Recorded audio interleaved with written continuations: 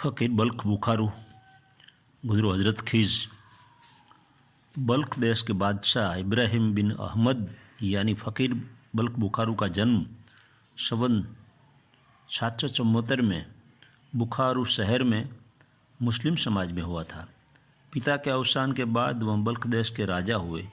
उसकी जीने की शैली वैभवशाली थी। संत रवि साहब ने राजा बल्ख बुखारू पर एक भजन बनाया है। इस भजन में उनके वैभवशाली जीवन का वर्णन किया है। वो सिर पर हजारों रुपयों का टॉप पहनते थे, जिनके आगे फौज चलती थी। 32 भात का भोजन करते थे। इसमें मेवा, द्राक्ष, मिठाई होती थी। जब वह सोने जाता तब फूलों की सेज बिछाता था। बहुत महंगा मखमल का जामा पहनता था। बार बार अपना सुंदर मुख दर्पण में देखते रहते थे। ऐसा राजपाट होते हुए भी फ़कीर हो गए।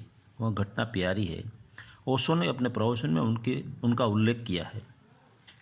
एक दिन हजरत खीज नाम का सूफी संत उनके महल में आया और महल के दरवाजे पर जाकर पहरे पर सिपाही था, उसे कहा, मुझे यहाँ धर्मशाला में रुकना है, अंदर जाने दो।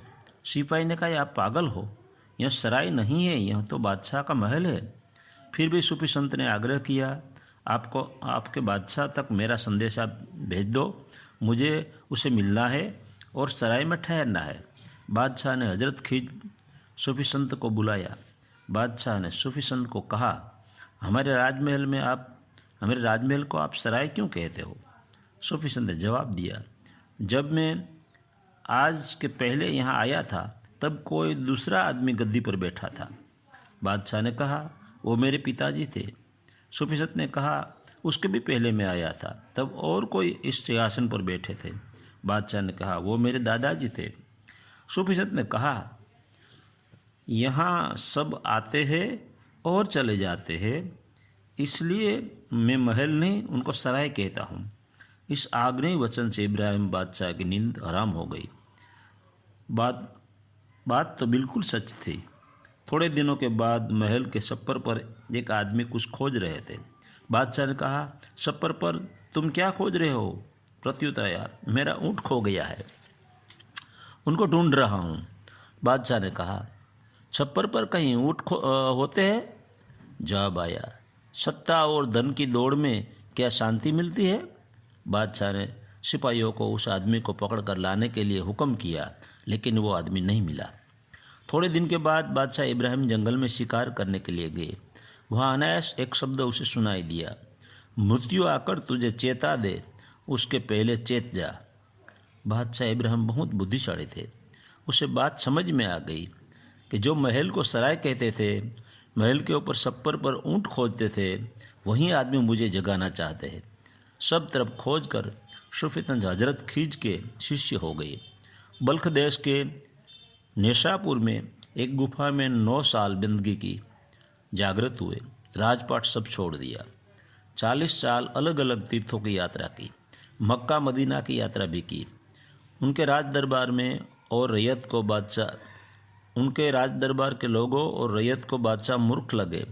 बादशाह इब्राहिम दीक्षा के बाद फ़कीर बल्ख बुखारू हो गए। वो कहते हैं, गरीबों की रोटी की भूख तो मिट सकती है, लेकिन अमीरों की धन और पद की भूख कभी नहीं मिटती। अमीरों को वो कहते, धन की थैली का मुंह थोड़ा परमार्थ के लिए खोलिए, गरीब पर दया, जीभ पर काबू, और मृत्यु आए उसके पहले खुद को जान लो। फ़कीर बल्ख बुखारू एक फल की बाग में चौकीदारी की नौकरी में रहे।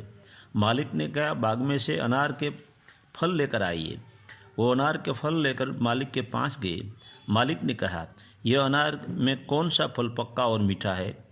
फ़कीर बल्ख बुखारू ने कहा, मालिक, यहाँ मैं रखेवाली करने के लिए नौकर हूँ, अनार खाने के लिए नहीं। चौकीदार के वेश में सम्राट के दर्शन उनके मालिक ने किया। फिर बल्ख बुखारू अज्ञातवास में रहते थे।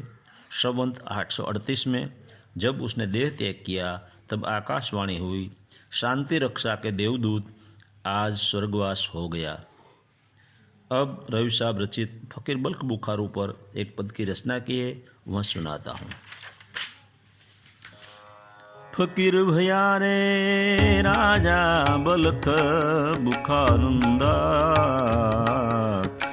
सिर पर टोप हजारूंदा, इतना रे छोड़कर लीनी रे फकीरी,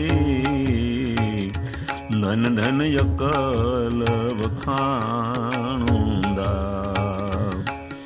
जिनकी रे आगे फौजार चलती, तुरी लक्ष्य अठारूंदा। सोई नर जंगल फिरने रे लाग्या, पैदल पाव उघाड़ूंदा। फकीर भया रे ए बलख बुखारंदा, सिर पर टोप हजारंदा।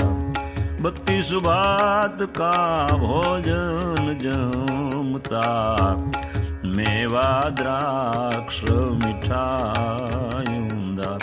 सोई नर टुकड़ा चावन लाग्या, वासी सांझ सवारूंदा। फकीर भया रे जब ए बलख बुखारंदा, सिर पर टोप हजारूंदा।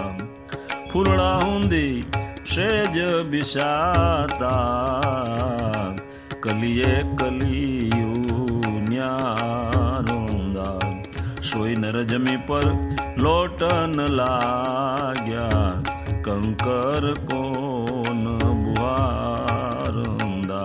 फकीर भया रे जब बलख बुखारंदा, सिर पर टोप हजारूंदा।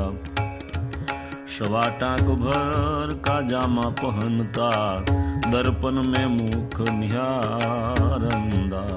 सोई नर गोदड़ी ओढ़न लाग्या, अधमण बार उठाऊंदा।